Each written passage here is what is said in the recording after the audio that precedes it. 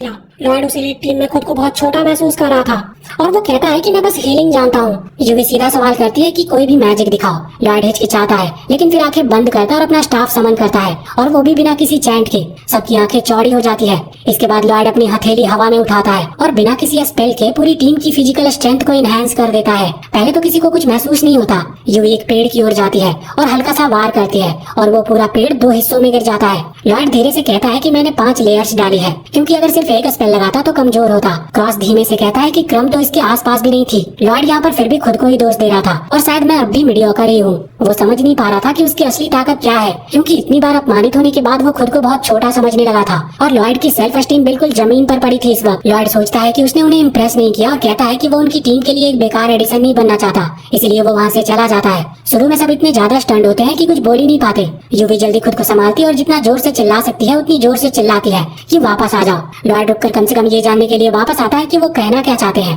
वो उन्हें बताता है कि वो कहाँ से आया है और कैसे हीरो की टीम ने उसे बेकार समझकर निकाल दिया। यूवी हैरान होती है ये जानकर कि वो कभी हीरो की टीम का हिस्सा था, लेकिन लॉयड कहता है कि उन्हें चौंकने की जरूरत नहीं क्योंकि वो इतना अच्छा नहीं है। सच में उस लड़के की सेल्फ एस्टीम तो जैसे नर्क में पहुंच चुकी थी। वो उन्हें सलाह देता है कि वो अपनी पुरानी व्हाइट मेज को वापस ले आए क्योंकि वही उनके लिए बेहतर रहेगा। वो उसे क्रम के बारे में बताते हैं। वो बहुत अच्छी थी और उनकी टीम में थी, लेकिन उसकी एक बहन है सिल्विए जो कि बीमार है। पहले क्रम एडवेंचरर का काम करती थी और साथ ही अपनी बहन की देखभाल भी करती थी, लेकिन हाल ही में वो और भी ज्यादा थकने लगी है और इसका असर उसके काम पर भी दिखने लगा था। अपनी आखिरी लड़ाई में वो इतनी ज्यादा डिस्ट्रैक्टेड थी कि पूरी टीम को खतरे में डाल दिया था। हालांकि टीम के सभी लोग चाहते थे कि वो टीम में बनी रहे, लेकिन क्रम खुद उनकी चिंता में इतना घुल गई कि उसने रिजाइन करने का फैसला कर लिया। आमतौर पर वो लोग व्हाइट मेज के बिना भी सर्वाइव कर सकते थे, लेकिन जब उन्हें ए रैंक क्वेस्ट लेनी होती है तब उनके लिए व्हाइट मेज जरूरी हो जाता है, वरना वो जिंदा नहीं बच सकते। क्रम टीम के लिए सिर्फ एक जरूरी सदस्य ही नहीं थी बल्कि एक अच्छी दोस्त भी थी। यूवी कहती है कि वो क्रम को लेकर बहुत चिंतित है और बाकी मेंबर्स भी अपनी चिंता जाहिर करते हैं। लॉयड ये देख सकता था कि वो सच में परेशान है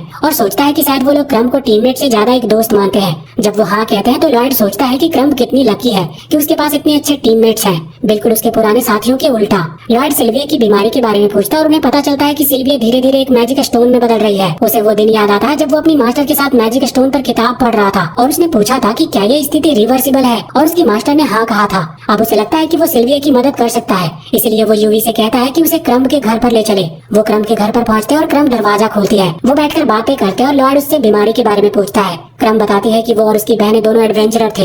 एक दिन वो एक मिशन पर गए जहाँ सिल्विया बहुत जख्मी हो गई। क्रम को नहीं पता कि सिल्विया के साथ क्या हुआ था क्योंकि वो उस वक्त वहाँ पर नहीं थी। जब वो आई तो सिल्विया पहले से घायल थी।